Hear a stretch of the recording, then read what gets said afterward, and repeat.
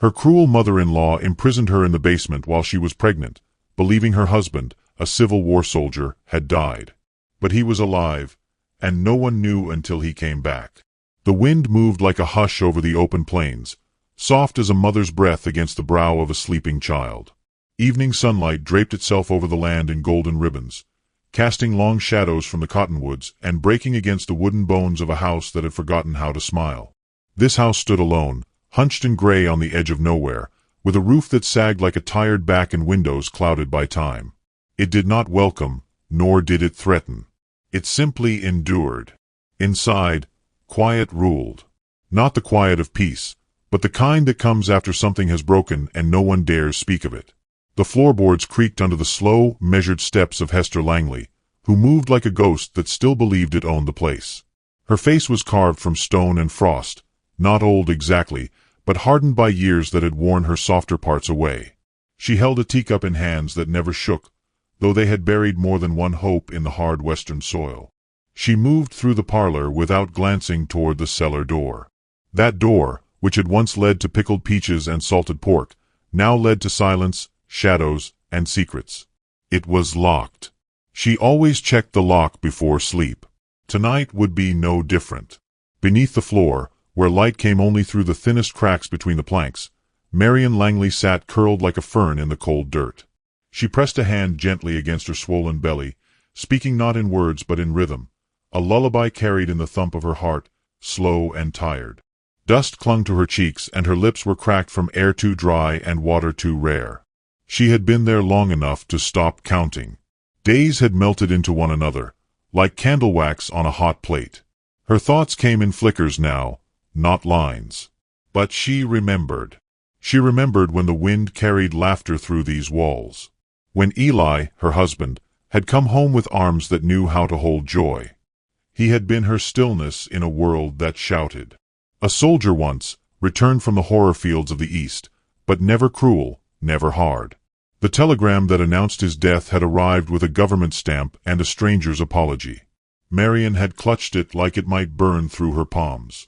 But it wasn't the paper that seared her, it was the silence that followed. That silence had given Hester all the room she needed.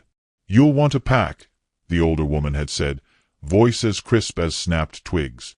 "Widow or not, it ain't right for you to be here alone.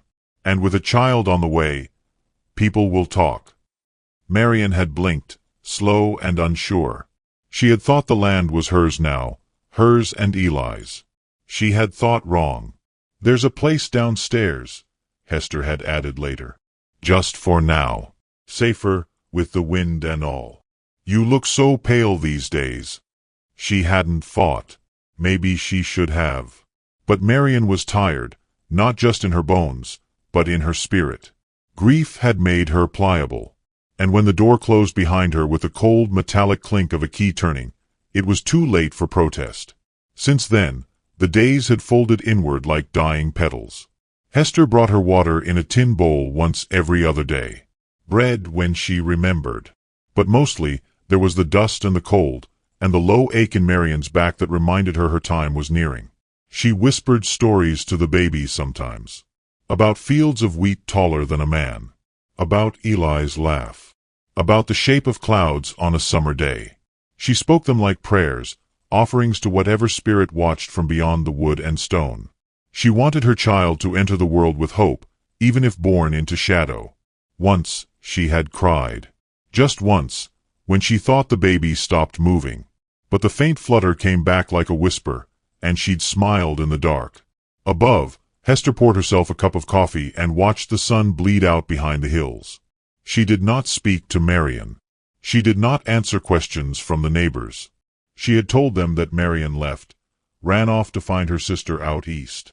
No one questioned her. Why would they? Hester had lived here for 30 years. Marian had barely lasted 3. Hester considered herself a woman of survival. She had buried her own daughter in a winter so cruel the ground refused to yield.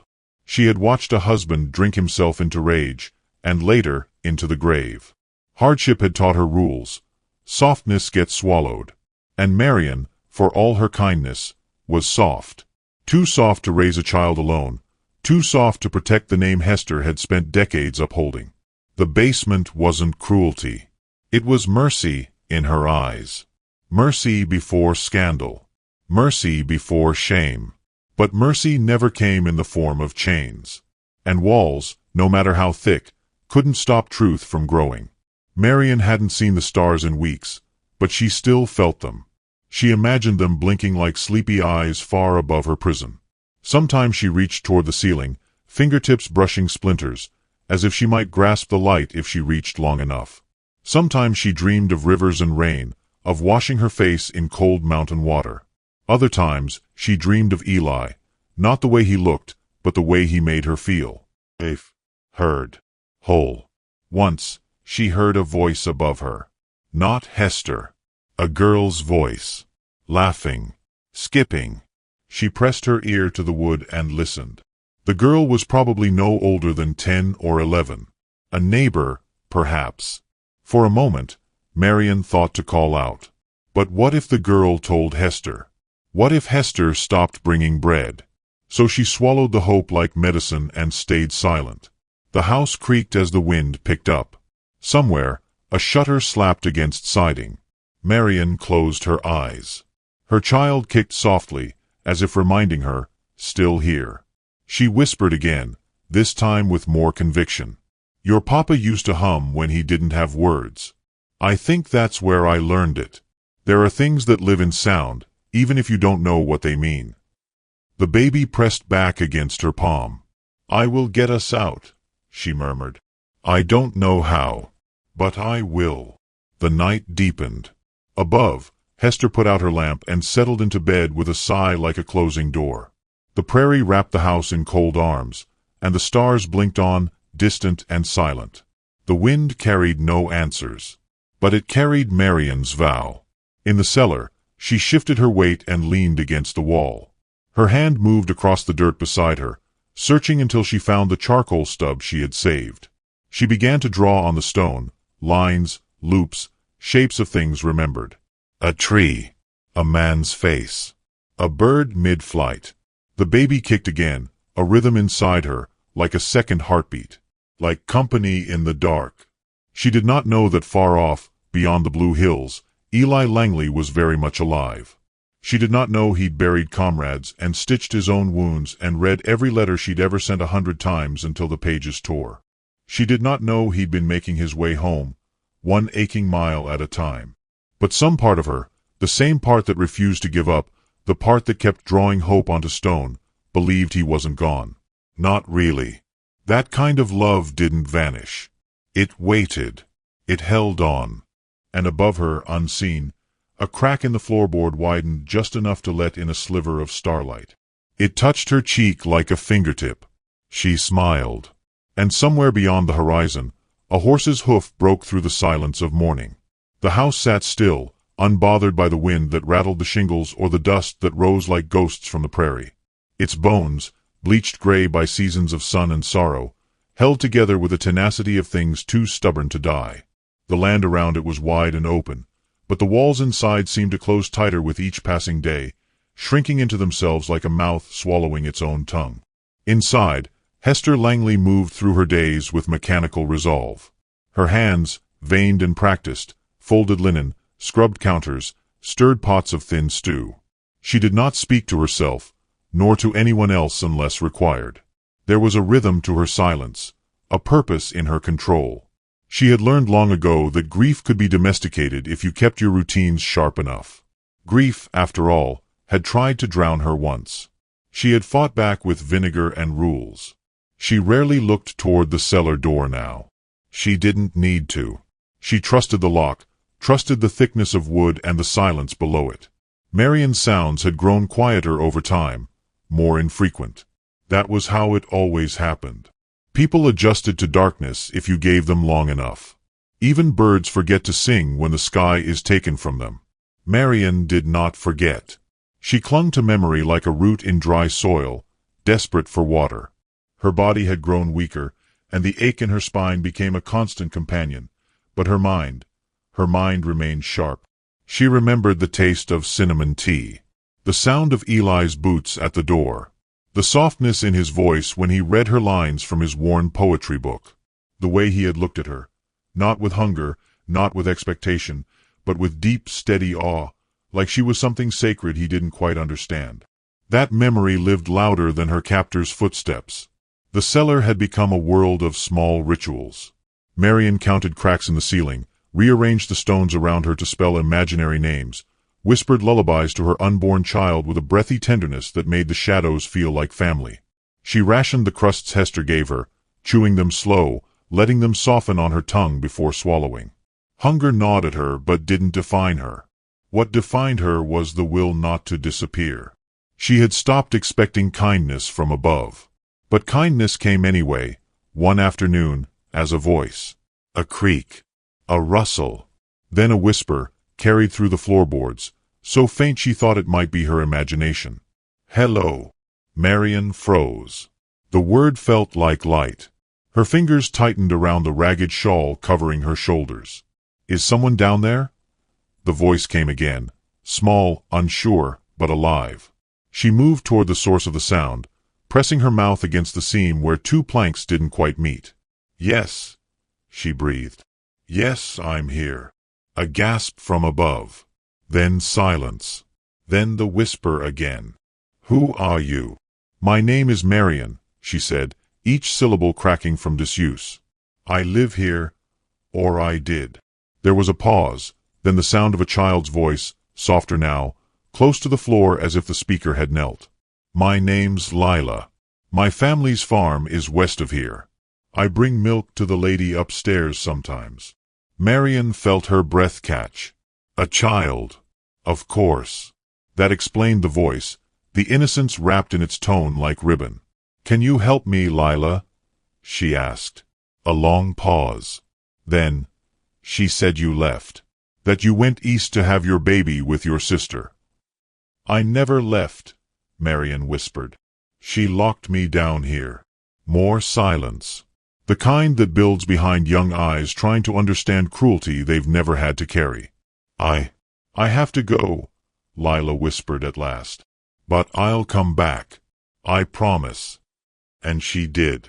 The next day, and the one after that. She came when Hester was out back tending her bitter little garden, or in town trading dried lavender for lamp oil. Lila would kneel beside the house, her voice slipping between cracks like morning light. She told Marion about her brothers, who threw stones at tree trunks for fun. About her mother's singing voice. About a calf born last week with a crooked leg and a sweet nature. And Marion, in return, gave stories, soft, wide ones about rivers and wildflowers and love that waited in silence. She never told Lila everything. The girl was too young to carry the full weight. But in their shared whispering, Marion felt something return to her, not hope exactly, but the possibility of it. Above, Hester began to notice the missing milk. She asked fewer questions than most women might. Suspicion flickered in her like a dying candle but never fully ignited. She assumed Lila was a greedy child or that some wild cat had made off with the jar. She did not know that beneath her feet, Marion had begun to smile again. Still, each day brought more urgency. The baby was coming. Marion could feel it in the pressure in her hips, in the way her body pulsed like a clock winding down. She had no idea what day it was. She marked time by movement, the baby's, her own, the sounds overhead. She could feel herself nearing a breaking point. The light Lila brought wasn't enough to carry her through birth in a dark cellar. I need help, she whispered one evening, her breath trembling against the boards. Lila sounded older that day. Maybe it was the wind, maybe it was something else. I know. I'm thinking of someone who might listen. Don't tell Hester. I won't. Marion pressed her hand to the floor above her, palm open, as if offering trust. From the other side, there was no touch. But she heard Lila's breath hitch, and that was enough. Hester remained unaware, walking the house in her iron-gray silence, folding napkins that no one used, boiling tea no one drank. She hummed sometimes, a tuneless thing, neither melody nor memory. Her world was orderly, her lies seamless. The neighbors didn't visit much. Hester had a way of making people feel unwelcome without saying a word. She liked it that way. Fewer eyes. Fewer questions. She had not always been like this. There had been a time when Hester believed in softness. But softness had betrayed her. First in the form of a daughter who coughed herself into the grave. Then in a husband who drank away the last of their savings. She had grown tired of waiting for the world to be fair. Marian had reminded her too much of that forgotten tenderness. Of a version of herself that had once loved poetry and flowers. That weakness, she'd told herself, had no place in this house anymore. But even walls reinforced with bitterness can't keep out what's meant to bloom. That evening, after Lila's footsteps faded into the distance, Marian laid back and placed both hands on her stomach. The child within her shifted, not in pain, not in protest, but in rhythm, as if listening. She sang then, soft and low, a lullaby her own mother used to hum. The notes were cracked and quiet, but they filled the space like candlelight. In that moment, the cellar didn't feel like a prison. It felt like a womb, a place of beginning. The wind outside softened. The stars, unseen, blinked into being one by one. Upstairs, Hester lit a single lamp, the flame flickering uncertainly. In the space between the floorboards, dust floated, and time held its breath. Marian didn't know if help would come, but she knew she had been heard. She knew her voice had not disappeared. And sometimes, that was enough to keep breathing one more night. Far east of the Langley homestead, past the gray plateaus and the canyons that swallowed the sun, a man rode beneath a sky stitched with clouds.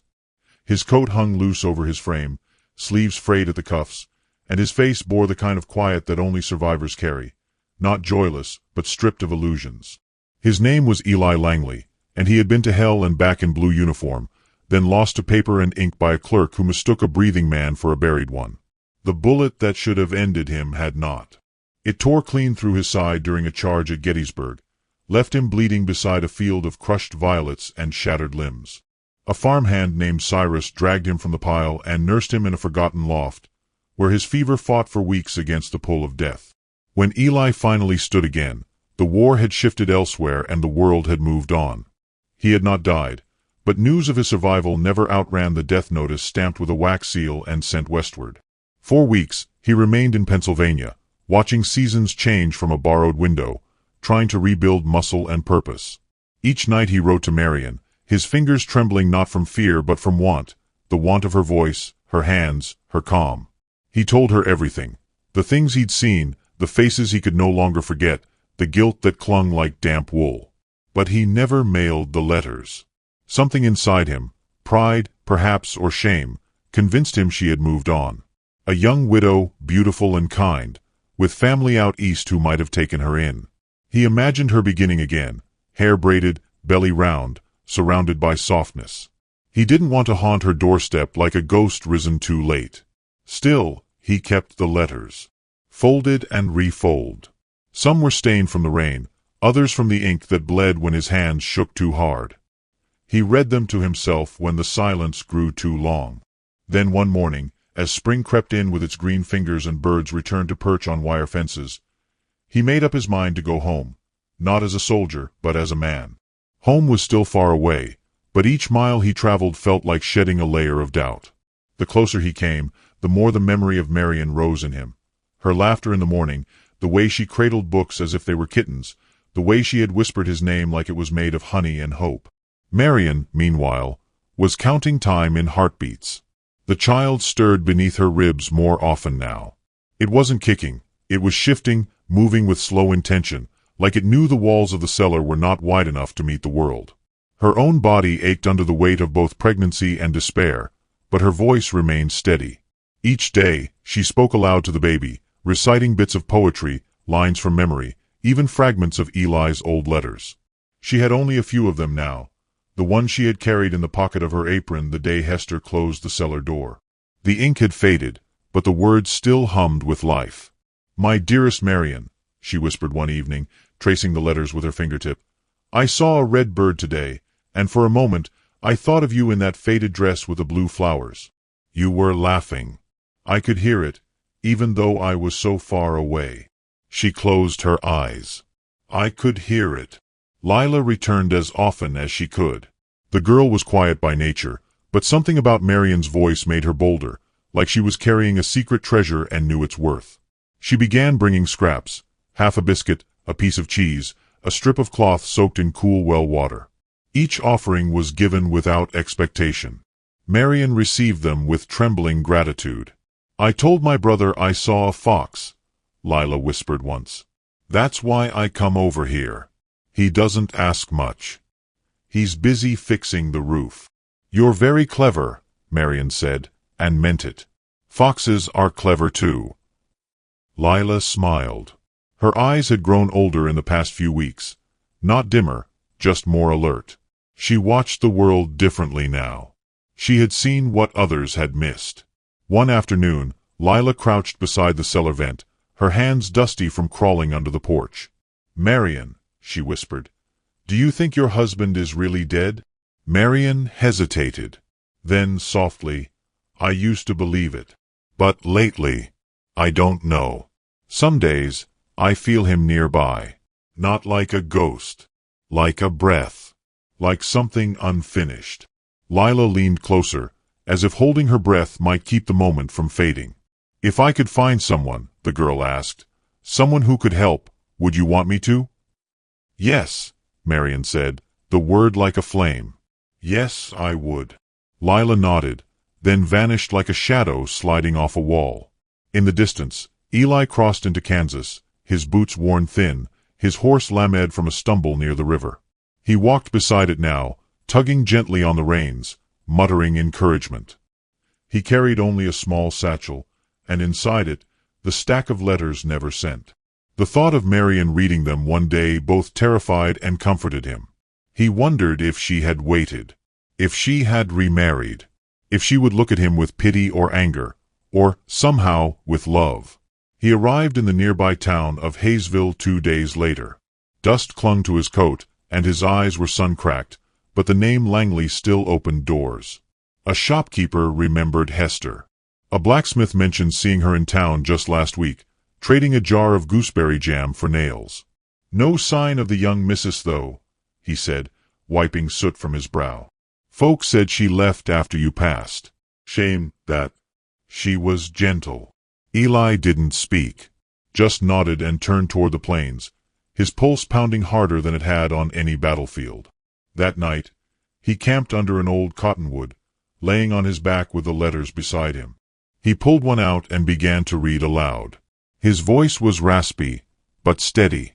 "I don't know how to explain what I've seen," he said to the stars. "Men turning into bones beside me. Smoke that never clears. But I do know what brought me back. It was your face, Marian. The thought of holding it in my hands again. That's what kept me walking."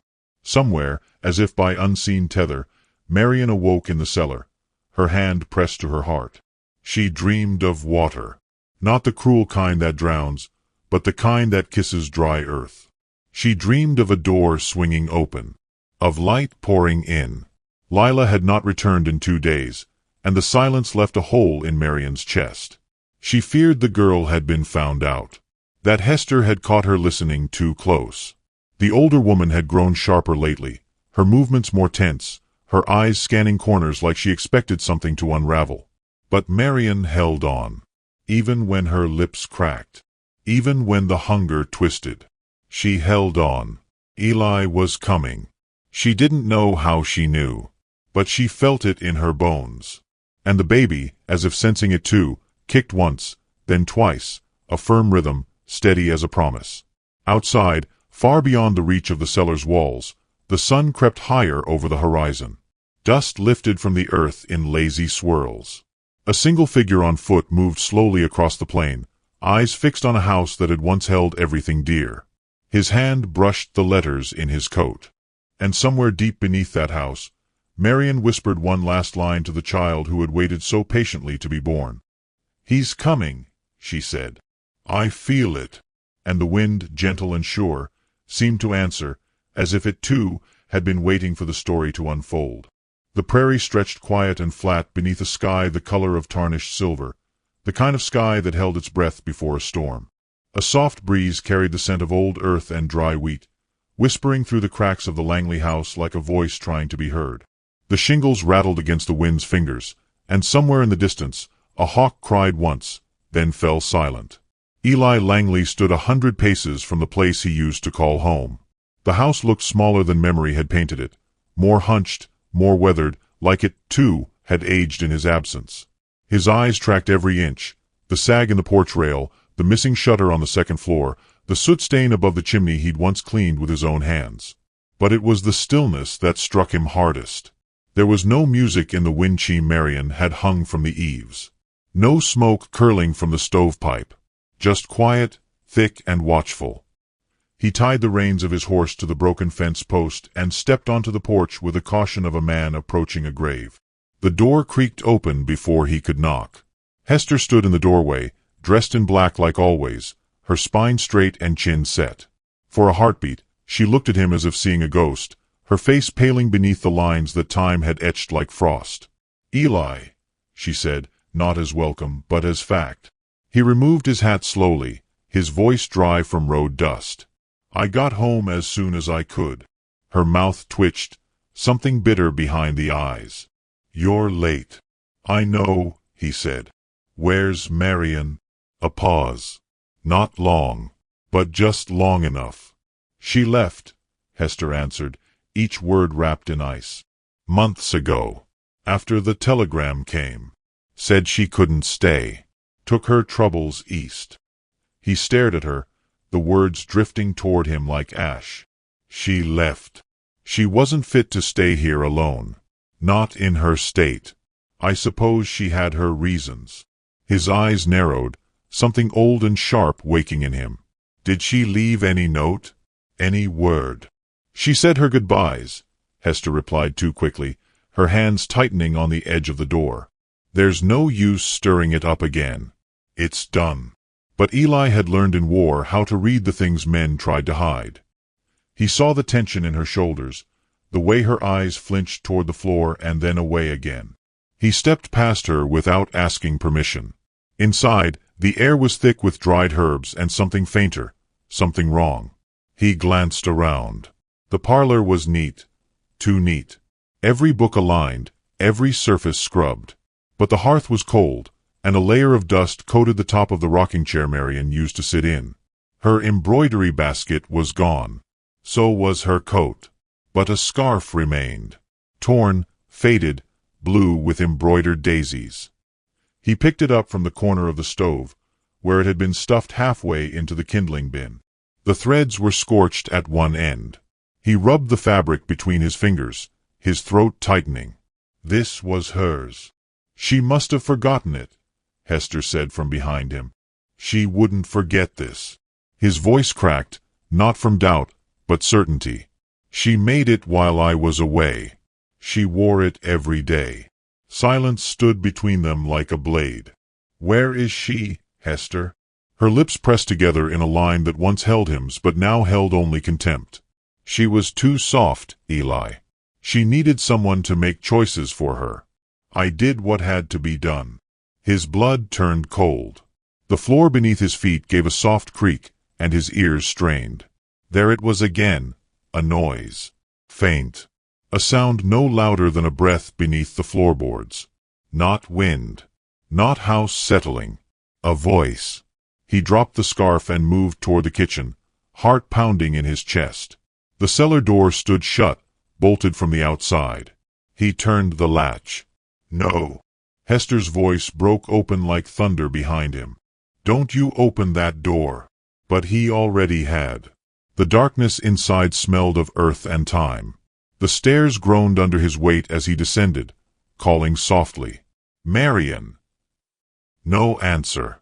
He reached the bottom and paused, eyes adjusting. Then, movement. A flicker. And there, curled in the corner like the last ember of a dying fire, was the woman he had not stopped dreaming of. She looked up at him, and for a long moment, the world stopped breathing. Her face was thinner, drawn. Her hands trembled where they clutched her belly. But her eyes, those eyes, still held the blue of twilight, and the moment they met his, they filled with water, not of sorrow but of belief. "Eli," she whispered, voice ragged and small. He crossed the space between them like a man possessed, kneeling beside her, his hands hovering before they touched her cheeks, her hair, her trembling fingers. "I thought I lost you," she murmured. "You never did," he breathed. Above them, footsteps pounded.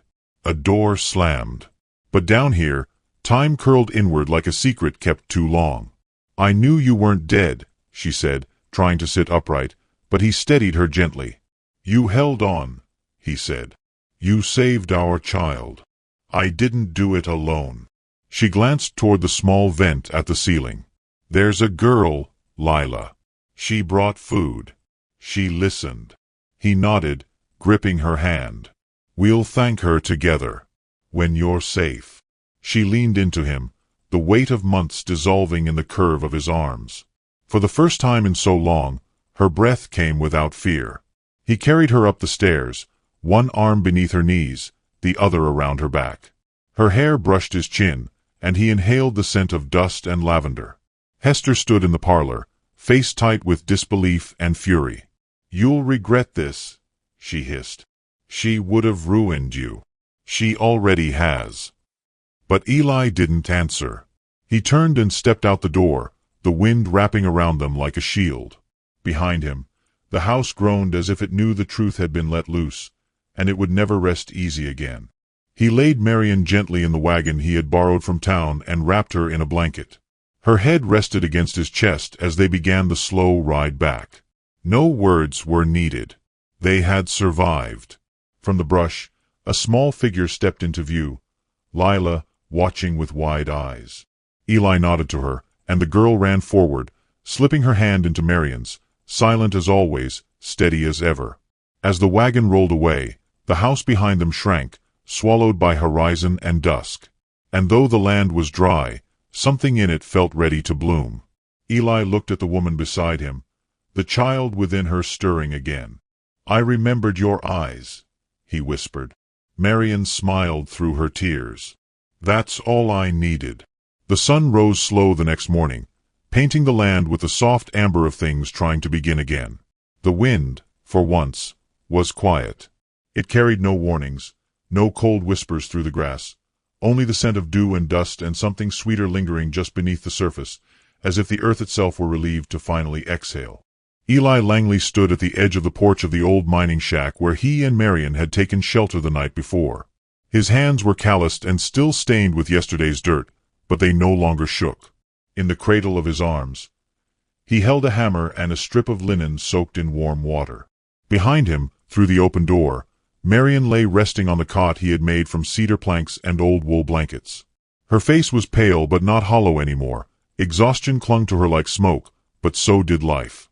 Her belly, once heavy with silence and fear, now lay slack, and in her arms, wrapped in a faded shawl, slept a girl no bigger than a loaf of bread. The child had come swift and wild in the early hours, just as thunder began to whisper along the far ridgeline, as if nature itself had been waiting for the moment. Hope. That was the name Marion whispered with cracked lips and wet lashes when she first held her. Eli had only nodded, too full to speak. There was something sacred in the name, as if it reached backward and forward at once, stitching together what had been torn. Eli didn't believe in much anymore. Not the kind of faith his mother had once tried to tuck into his collar. But when he looked at them now, the world felt less like something to endure and more like something to tend. He stepped outside into the golden hush and began nailing the last board across the broken window of the shack. It wasn't a home yet, but it would be.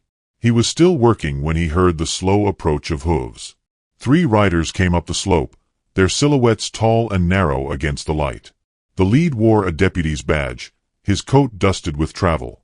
Behind him rode Lila's older brother, Elijah, and Sheriff Kincaid, a man known more for his quiet justice than his speed with a gun. Eli straightened, wiping his palms against his trousers as they dismounted. "You Langley?" the sheriff asked, voice low and even. "I am." "We heard some things." His gaze drifted past Eli, toward the doorway, where Marion now stood, holding the infant in her arms. Her posture was upright, but her eyes were guarded, the kind of gaze a woman carries after months of watching everything be taken from her. She said nothing, but the sheriff removed his hat. "I'd like to hear your side if you're ready," he said gently. Eli nodded, stepping aside so they could enter. Marion sat down slowly, shifting the baby into the crook of her elbow.